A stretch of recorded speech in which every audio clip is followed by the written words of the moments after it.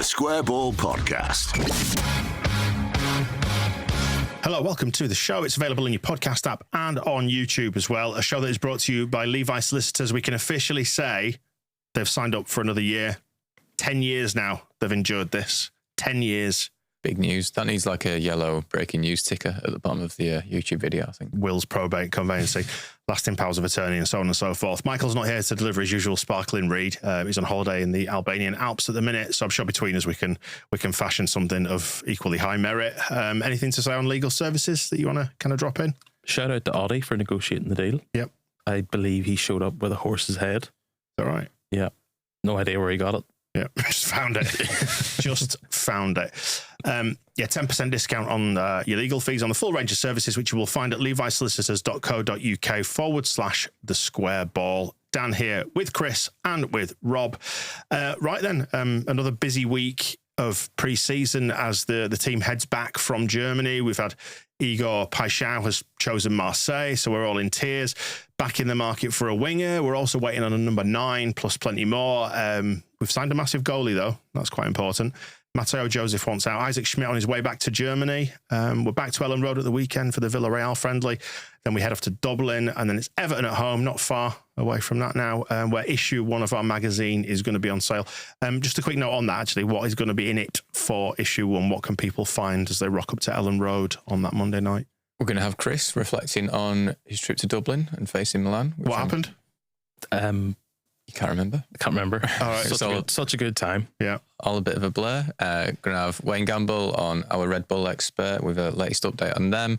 It's going to be articles on the joy and the drama of internet forum ITKs for anyone who's been following the Wacko transfer thread this summer.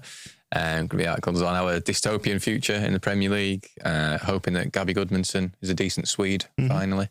And lots more of other nonsense that we have definitely already got planned and written and aren't still trying to come up with. Yeah, just thinking about this Tuesday morning, it's just been announced that we've got a sleeve sponsor in the form of Parry Match, which is no surprises, it's gambling because they have a lot of money to throw around. We probably don't need to get into the merits of it. However, it will be the case probably then that the kids' shirts will be completely sponsor free because they can't have energy drinks. They're not allowed to gamble. Yeah. I mean, remember the 2016-17 ones where they put Greenpeace on it instead? I don't know if there's anything they could put on the kids' shirts. Just don't put anything on it. They're a lot nicer. Keep a blank drink. Think we could squeeze into some big kids' shirts for that pure Leeds United kit experience? I have actually been looking on eBay at jerseys and had a look at the extra large boys from 2000, 2001, and it says 164 to 178, which is centimetres. I'm believing. Yeah, is that a lot? I don't really know. 170, it's 5'11". Yeah, well, if you remember, large boys, 5'11". Like 90s shirts or shirts I would get growing up, kids' shirts were massive. So it's worth giving it a go. I don't know, for 20 quid or whatever. Certainly at the end of the season. Well, large boys segues neatly into the transfer policy, doesn't it, for this summer? And yeah, I mean, Paixão is not a large boy. He was one that broke the mould at 5'6", a mere 5'6", but he's heading to Marseille. Proof once again that you should never A, watch YouTube highlights, and B, fall in love. I've got a conspiracy theory about Paixão. Go on. So he's going to Marseille, who were historically owned by the Louis Dreyfus family. Oh, I see. The Louis Dreyfus son, Kirill, owns Sunderland. Yep. Makes sense. Yeah. I think Sunderland fans are actually propagating that conspiracy theory on Twitter because they've completely lost their minds this season and think they're going to win the title.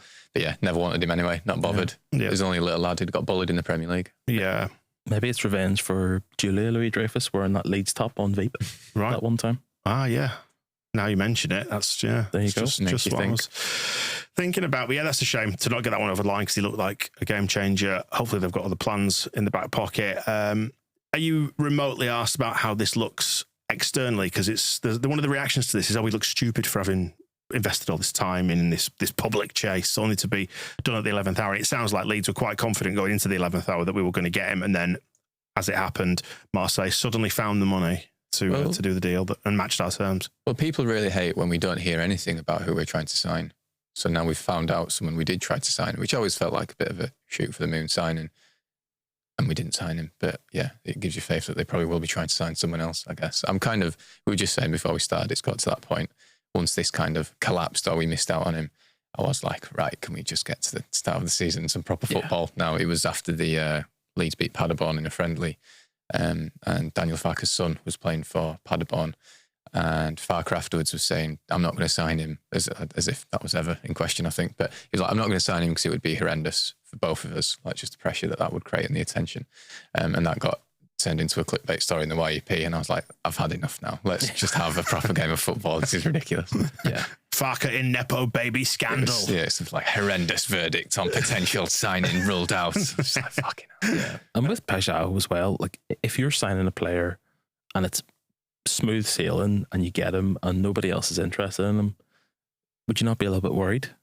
Yeah. I mean, so you've got to take gambles and go for players that multiple other clubs are in for. So yeah, fine. This one didn't happen. I said ultimately you're up against, and I'm not saying this is the right thing, where we're concerned, but it's a Champions League team. So yeah, in the end, I suppose, what was it about a lovely life in the south of France that appealed to you? That kind of thing, and the Champions League. So it sounds like we came close, and I know, that everyone goes, oh, we tried FC kind of thing in the response to this, but I'm glad we're being aspirational in trying to sign people.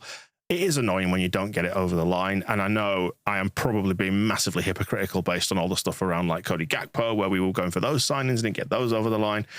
But I don't know, there seems to be at least structure and plan and ideas being put in place for this window. The thing with this is at least we're sort of ruled out of the race now when there's still a month left of the window or whatever. Cody Gakpo, that was like deadline day, and we ended up scrabbling around trying to sign half a dozen other strikers, one of which was Iheanacho, who was playing that night, which they didn't seem to realise, and ended up signing Wilf Gnonto, who they described as not being ready for the Premier League. So we have time to still sign some players, which it sounds like they still want a winger and they still want a striker, holding out on Rodrigo Muniz. In the meantime, we're playing friendlies and Wilf Gnonto's cutting in off the left wing and slapping him into the bottom corner, which is good. Do you think, though, that the missing out on Paixão has heightened the need to get Muniz so we come out the right side of one of these, air quotes here, transfer battles that gets drawn out? No. I I don't really care in that regard. Like, I'm not that fussed about Muniz, as I would like a striker. But I don't think, we have to get Muniz or we had to get Paixão. I wouldn't be surprised if we start the season with Meche starting up front against Everton and Pero at 10 and Gnonto on the left and Dan James on the right. Just because that's the way that it's unfolded. Yeah, it tends to be, doesn't it, getting things pushed towards the back end of the window. Yeah. No, absolutely. I suppose there is an imperative, though, to get points on the board, and that cranks up the pressure in a different way, though. Yeah. But we shall see. Yeah, do you want to deal with Paderborn now, or do you want to move on to the other potential wingers who've been linked? A couple in Italy, so we can defer to you on this, Chris, as our, like to say, resident Italian football expert. I thought you were going to say resident Italian. I mean, you practically are now. Yeah, Ricardo Sottil this morning linked, and it's when I see Todo Mercado Web, I just think, it's agent talk. It probably is just agent talk. The best way to describe him is... Where is he now, sorry? He's at Fiorentina after spending last season on loan at Milan. Right. But that sounds like quite a nice CV when it's not really. Like, he didn't play all that much at Milan. He's basically like a Mediterranean Jack Harrison. Right. Lots of dribbling, no real end product. He looks gorgeous. He's got beautiful eyes. So, sign him up. Yeah. I would quite like a left-footed winger in the team. We don't have any left-footed wingers. Jack Harrison. I would quite like a left-footed winger in the team. So you've billed him as Jack Harrison. You've billed him as Sidney Sweeney. Yeah, I'm all for it. He's got beautiful eyebrows and eyes. Yeah. Never seen him play, much like Paixão, but whatever. But I can't see it happening. I saw as well that Torino are linked with him. I'd imagine he'll go to Torino. Right. It feels, I don't know, speculative. It feels too far away, doesn't it? Though? Yeah, I think if I had to make a conspiracy for it, it's an You're agent. all into the conspiracies today. Yeah. Have you tried Twitter, by the way? Have a look on that website. I'm going to get my blue tick. An agent in Italy has seen what's going on with Paixão and just chucked the name in, and a sympathetic journalist has posted that story. Yeah. More than likely. Who was the other one then? Dovbyk. Right, it's the kid at Roma. Artem Dovbyk. Fits the profile of really big and is a striker who scores goals, but Roma don't really want him. He's not very good hold-up play. Thank God there was a additional bit to that sentence. Well, he was. I think he was the top scorer in La Liga before he joined Roma, and he's just, I don't know, he's a big galoot, quite clumsy on the ball. Like, he's very good around the box, but I'm not sure Leeds are going to be spending 30 million on him. I see Leeds and West Ham And then I also saw Besiktas mentioned in that, which just, he has Besiktas written all over him. He go and score 25 in the Turkish league. You've conjured an image in my mind of the modern day Lee Chapman there. Yeah, he's quite quick for his size, and he's a good enough player, but I just don't see Leeds spending £30 million on someone like that. Mm-hmm. What about Matteo Joseph then potentially going out the other way? He's effectively, to all intents and purposes, but not quite gone on strike. Sounds like he's at Thorpe Arch with the 21s. He's not handled this well, I would say. Because the thing is, I think Leeds selling Matteo Joseph back to Spain seems to work out for everyone. Like, I think Leeds, he would be the pure PSR profit that everyone dreams of. I think he was pretty underwhelming last season after a very encouraging pre-season. He looked a little bit out of his depth, to be honest, or low on confidence, or sometimes he was trying too hard. But then he'd have games where he just couldn't control football either. So I'm not massively asked about, the damage that will be done if he leaves. But then it was when Betis supposedly had a loan bid for him turned down, when that story was initially reported in Spain. Those reports were saying that he'd already agreed personal terms with Real Betis, which, you can't get too precious about these things, because we, by all accounts, had agreed personal terms with Longstaff or Beale or all the players with Stack. It's just how it works now, isn't it? Exactly, yeah. But those players crucially still turned up for work. Like Stack was playing in a friendly for Hoffenheim. Longstaff was in Austria with Newcastle, whereas Matteo Joseph has not turned up to work in Germany. And it's like, just don't do that. You just make yourself look a bit silly. And also, it creates a bad impression for who's going to employ you next, isn't it? Well, exactly. If you start to decide you don't like it there. The thing in the original story about Betis' loan bid for Joseph was that they don't have any money to buy him, and they're trying to sell a striker before they can sign him, or at least bid money for him.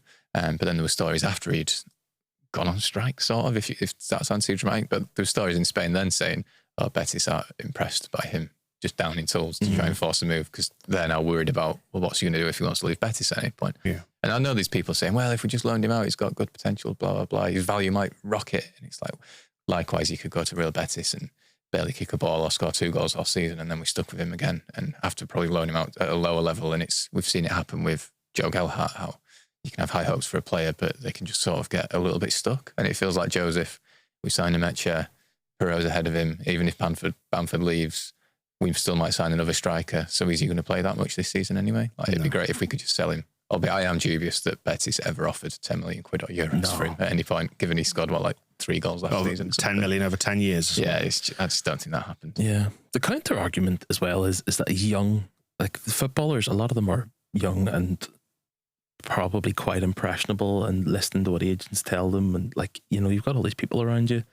There is a possibility that he's just been told, this is how you're going to get a move. Yeah. But in the same way that Nanto in 2023 tried to force a move that way, but since then changed agents, is worth adding. Yeah. But then Joseph was there at the time and saw all that. So you think, come on, Matteo, just get on the plane to Germany. It looks quite nice. Well, I'm sure you'll have a nice time. Strikers notoriously back themselves, don't they? And there's always a little bit of ego there with a number 9. You see it, it manifests itself in loads of different ways. Like they back themselves.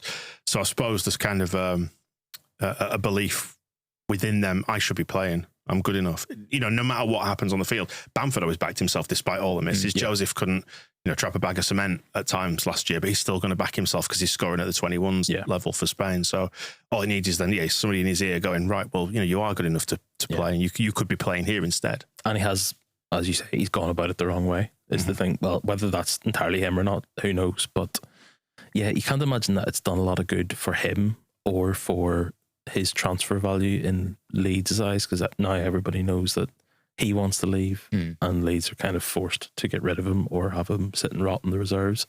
I also think he's now behind Harry Gray as well, because clearly if the club I'm sure Joseph would have been brought to Germany, but everybody's talking about Harry Gray. Lots of the pre-season reports are saying about Harry Gray getting more minutes, and that's one of the things that's been talked about. So he's already behind 3 strikers, 4 if Bamford's still there, and 5 if they sign a new striker.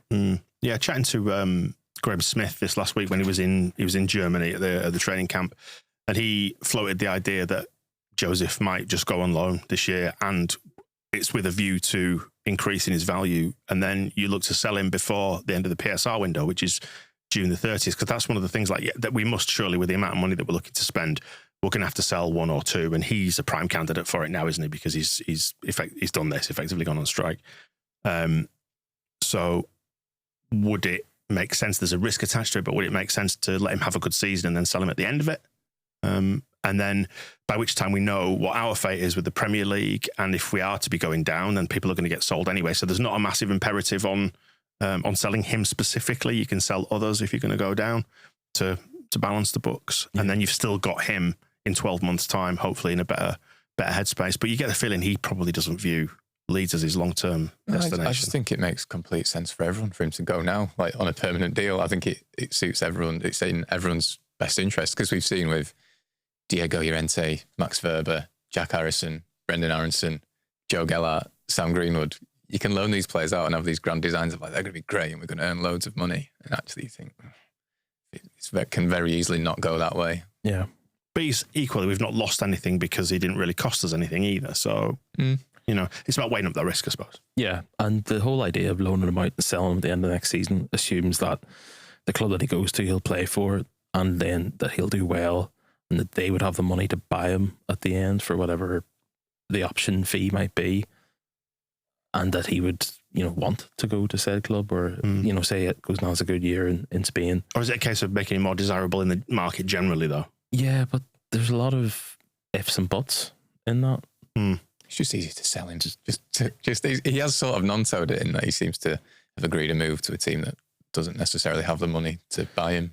In the same way, Nonso with Everton was like, I'm not going to play, I'm going to wait till Everton buy me. It's like, well, they don't have any money to buy you, mate. So. Yeah, and that could be the crux of it, actually, that we want money that they don't have, so we need to give it 12 months, and he has to prove himself to an extent and make himself more desirable in the market, then you get your move.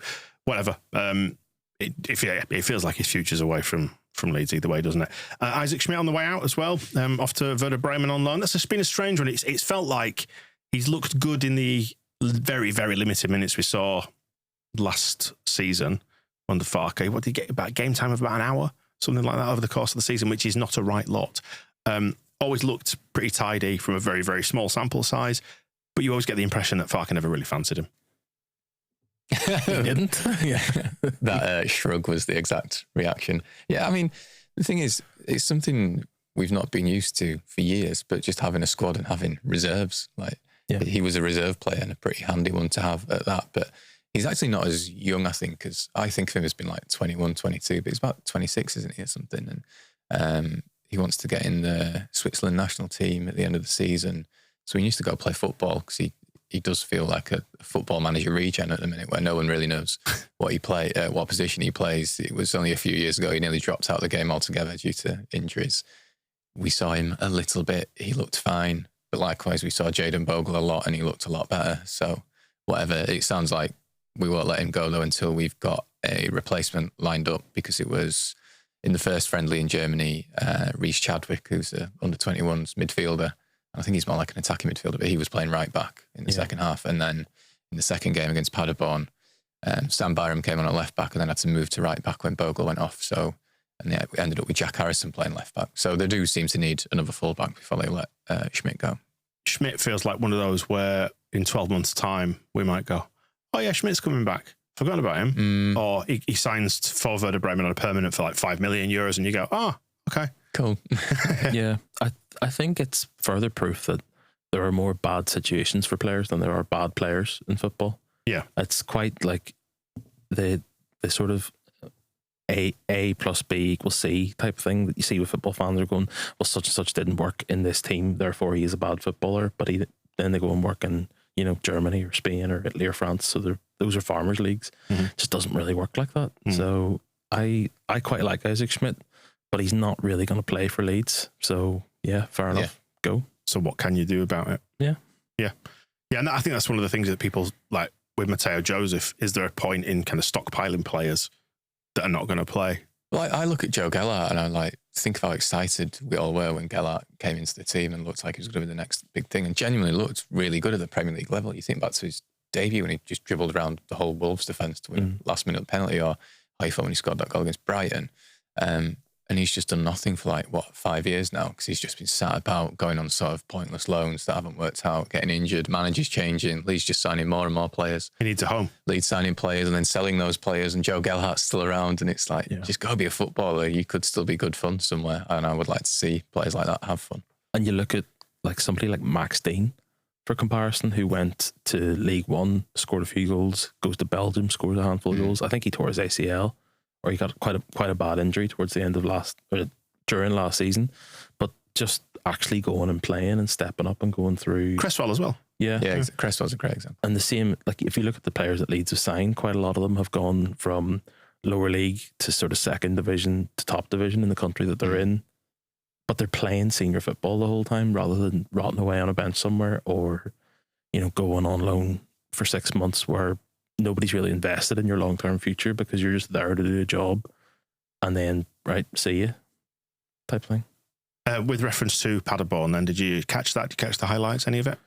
I watched the game. There's a match report on the blog. It was quite good fun. I think this was the first pre-season friendly that didn't end with Fark coming out and saying one of the strikers is leaving or wants to leave, or I'm sort of jettisoning him myself. But I thought Pirot looked good again. First appearance for Stack, who set up Pirot's goal. Yeah, that was a nice goal. Lovely Joel Pirot finish. Nonto with a really good goal. Again, just play him on the left. I feel a bit bad for him that he's spent 2 years playing on the right when he's clearly much better on the left.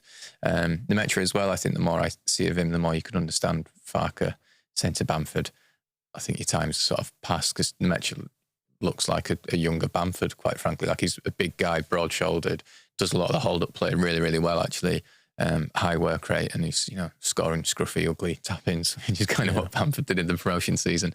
Obviously, with Nemetra, it's just, can he stay fit? But then, I think Pat Bamford's had a few of those questions himself in the past. But yeah, between them two, I thought they looked sharp. Nonto was looking sharp.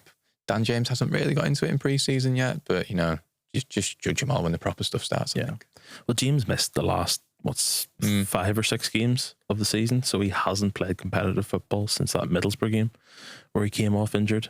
So he's going to look rough. He's going to look off the boil a little bit. He's had more downtime, effectively. Yeah, so that's fine if he's taking his time to get up to speed, which is like what these games are really for. You can't be taking too much from the performances, good or bad.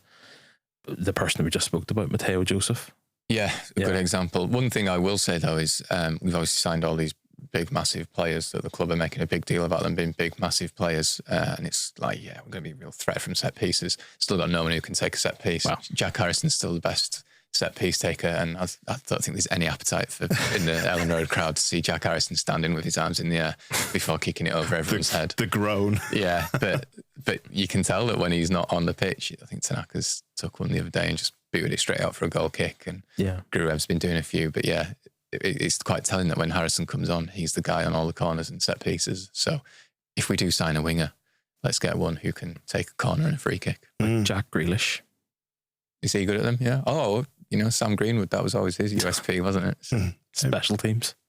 Yeah, it'd be interesting to see if we do concentrate more on set pieces this season. Well, that was the big thing last season, and the whole thing of getting Joe Rothwell in was like, you can take a good corner, and as that proved, that was a very, very handy weapon in the end. So it would definitely help. Yeah, his ability to cross won us that Sunderland game. In the end. With reference to a further friendly, we've got Villarreal at the weekend. I'm going to that. Are you going to it? Yep. I've not got a ticket yet. I've just looked on the website. The only tickets that are left are sort of where the away fans usually sit. That's where I sat last year for the... was it Valencia we played last year? Yes, that was the day we all convinced ourselves Georgie Rutter was going to be the player of the year and Matteo Joseph was going to score 50 goals. Well, do you know what? The irony is that was an 11th hour decision for me there to go to that game, which is why I ended up in the away fans section. And then I saw, with relatively up close anyway, Georgie's goal in the south stand end where he just completely took the piss. And what did he dance around about 15 people and chip the keeper or whatever it was. And I thought, what a long, happy future we've got together. But I'm glad I was there to see that moment because it was a fantastic goal. Little did I know that he was plotting his exit, the little traitorous bastard. Are you looking forward to seeing Alfonso Pedraza again? I can't wait, mate. Speaking of wingers with nice eyes and good hair. Yeah, I'm looking forward to going back into Ellen Road. I'm looking forward to seeing Stack, seeing what he's made of, because you see all the spiderweb graphs of their abilities, from a data perspective, and Stack looks absolutely brilliant from that perspective. But it's the eye test, isn't it? You want to see these players in the flesh, and looking at a stream or a playback of a game that happened in Germany still doesn't give you the same experience of being in the stadium and seeing how they explore the pitch and the vision that they have, the things that they do off the ball, that kind of thing. Yeah, I mean, I feel like this game and then more the Milan game, you'll start to see what Farke will have as his starting 11 for Everton, you would imagine. Because there are genuine questions about that in terms of shape and the personnel that's going to occupy the midfield. It looks like we're going to be playing with a 3-man midfield to a greater or lesser extent this season, rather than maybe an out-and-out number 10. Maybe they get a 10 that can operate off the bench, give themselves some options in terms of shape. But yeah, there are genuine question marks about who's going to be in there, because we're pretty loaded for midfielders now. Yeah, I think I'm quite looking forward to the start of the season. I wish we had a little bit more at the front end of the pitch, but if we 1-0 our way, you like Dan James though, don't you? I love Dan James. You like Willie Nonso, don't you? Yeah. You like Laji Ramazani?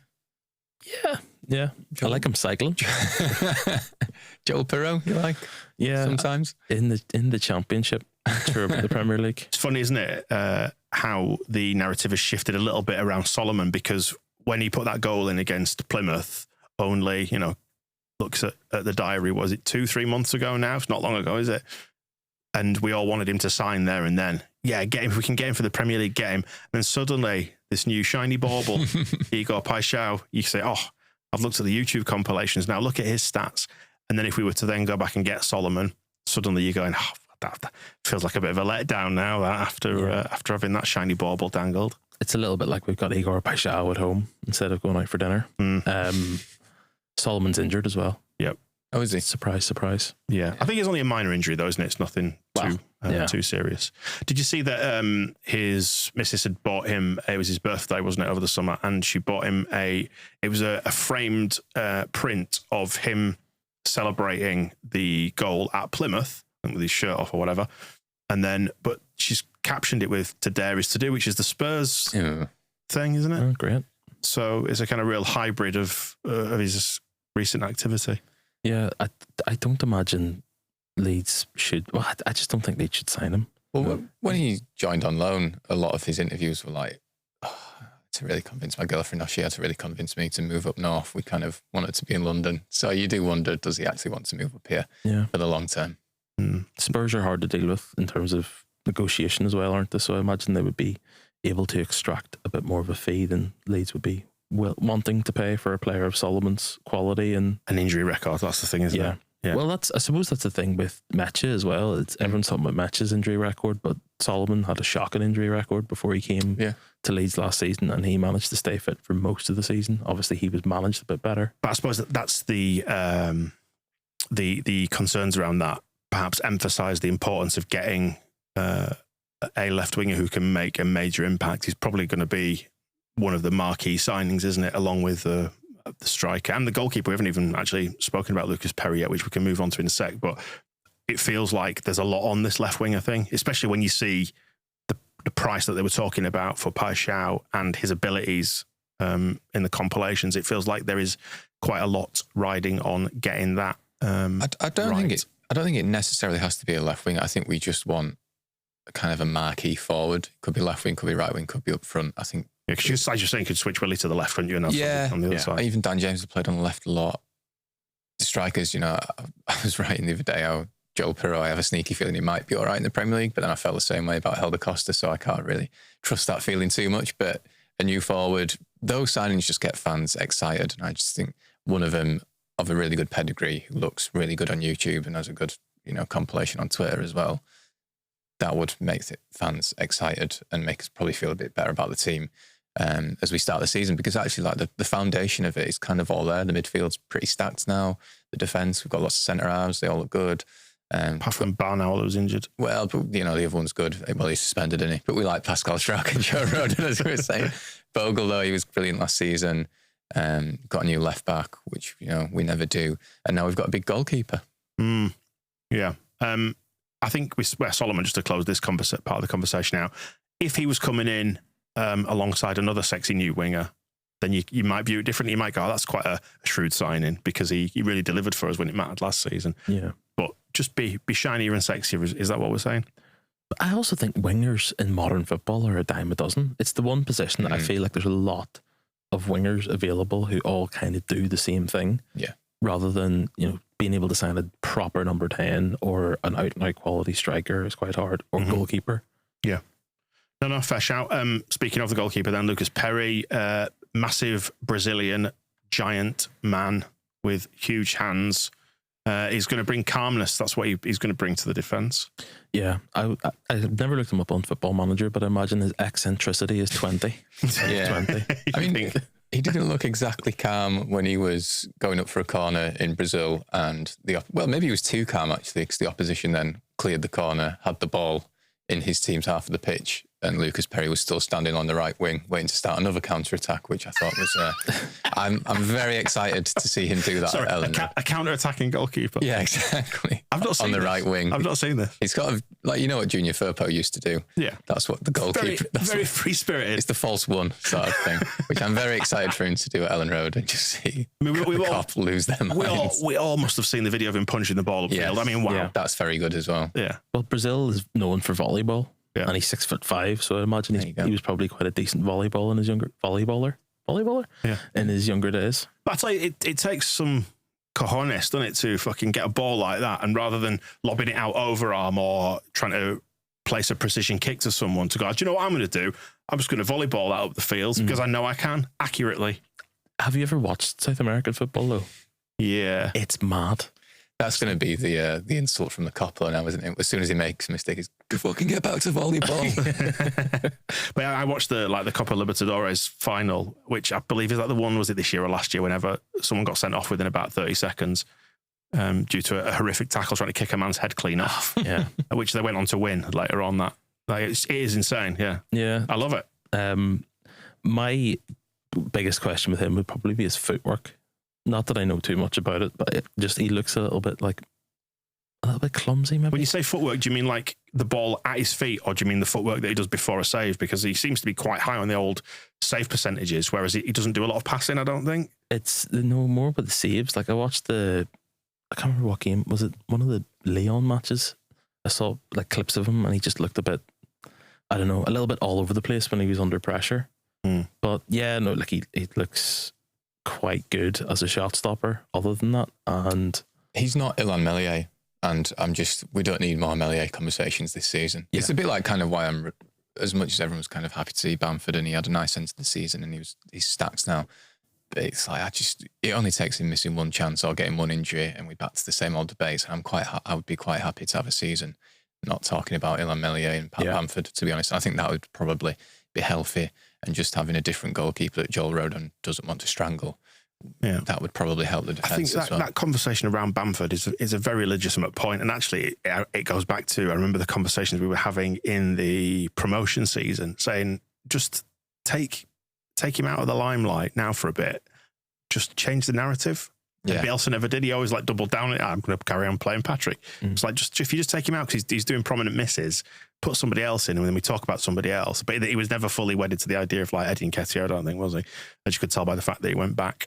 But it's like when Pat Bamford stopped taking penalties, it suddenly got a lot more exciting when Leeds won penalties again. Even if Pascal Strauch missed them or whatever, it's like, well, at least it's not Pat Bamford. And it was the same justification for taking Melier out of the firing line, actually, after the Swansea game, wasn't it? After Swansea, it was like, I just want to see anyone who's not Ilan Melier, and that did a lot of good. So. And surely the arrival of Perry signals the end of Melier's time at Leeds. He's not staying, is he? I know Farke kind of made noises about, I've got a really good group of goalkeepers, but he never talks anybody down, does he, really? No. I think Perry is going to be fun, but quite possibly heart attack inducing at times. Are all goalkeepers not a bit like that in the modern era? Yeah, but you get the odd, Nick Pope, who's a little bit more bread and butter. I mean, did you see his pre-season howler against Celtic though? Well, Newcastle they're done. They are in fact a finished club. Wow, I saw Aaron Ramsdale, which is like the Grim Reaper of football clubs, being linked with them. But you look at the goalkeepers we have briefly replaced Melier with, and they've looked a lot calmer, even though they were both clearly lunatics. Like there was Joel Robles calming down the cop while he was preparing to take a penalty by hanging off the crossbar. He was rubbish. And then Caldalo, who felt like this absolute tonic after the madness of Ilan Meslier, rushing 30 yards out of his box to punch a cross clear. And it's like, the bar's quite low, actually. I really want to see Perry do one of those long throws over the top of the defence for Don James to run in behind. That's exactly what I thought about. Yeah, just lobs it right up the field, and then you hear Dan James doing the zoomies. Yeah, he's a good penalty saver as well. I remember watching the Euro 2021 final, and they do that camera angle behind the penalty taker, and you saw Donnarumma, and you're like, Jesus, imagine going to take a penalty against him and seeing him sort of fill the goal, whereas Perry seems to be that kind of size and fills the goal. He's 3.5 stone heavier than Ilan Meslier. Jesus Christ, that's insane. Look that up. He's like same age, same height, basically. Yeah, he's a fraction older, isn't he? 22 kilos. He's 98 kilos and Meslier is 76.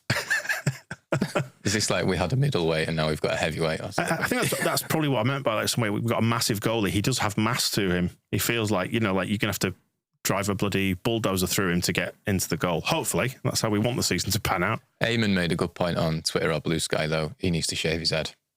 Something about a receding goalkeeper. I think he's just had a transplant. Oh, is that what it is? Yeah, I don't know if he's mid-process there. Brazilian goalkeepers are going bald, though. You had Tafarel. Marcos, 2002 World Cup. Rogerio Senai, who used to take free kicks. Penalties and stuff, yeah. And now Lucas Perry. Fair enough. I don't make the rules. I just think, as Eamon was pointing out, a bald goalkeeper is a lot more intimidating and reassuring than a receding goalkeeper. But if he's rectifying it... what's his name? Is it Milinkovic-Savic? Yeah, exactly. Because he looked like an absolute fucking psychopath. So if we can just shave him and make him grow a beard, have an upside-down face, that'd be all right. Just a big, physical, hulking, bald man. Anything else then to add to this before we sign off? It was nice to see Johnny Howson back in a Leeds shirt for the 21s at the weekend. They've still not announced this, have they? No. The club haven't announced it, but he's playing for Leeds. I can't remember which one of the journalists had written a report about this match, but it was still mentioning that he has been rumoured to be coming back to the club. I'm like, well, he was playing at the weekend. I saw him dressed in the outfit. And he wasn't named as trialist A or anything like that. So he must technically be... Well, to be fair, the team sheet did also have Simon Grayson managing both teams. That's true. I would have liked them to have named him as trialist A. Fucking Johnny Howson. we know what he looks like. Pat Bamford played in that game, actually, didn't he? Up at Hartlepool. Yeah, but there was something that kind of it was your heart just fluttered a little bit when you saw Johnny Howson in last season's Yellow Away kit. Just kind of, it's like generations, eras clashing. It's so good. I'm so happy it's happening. It's what you do on Football Manager when you see like Matt Click's retired. I'm going to bring him in as an academy coach just because I like him. Firing like a 5-star coach that you've got in your team. And I don't know exactly who you are, but you might be good, but you're not.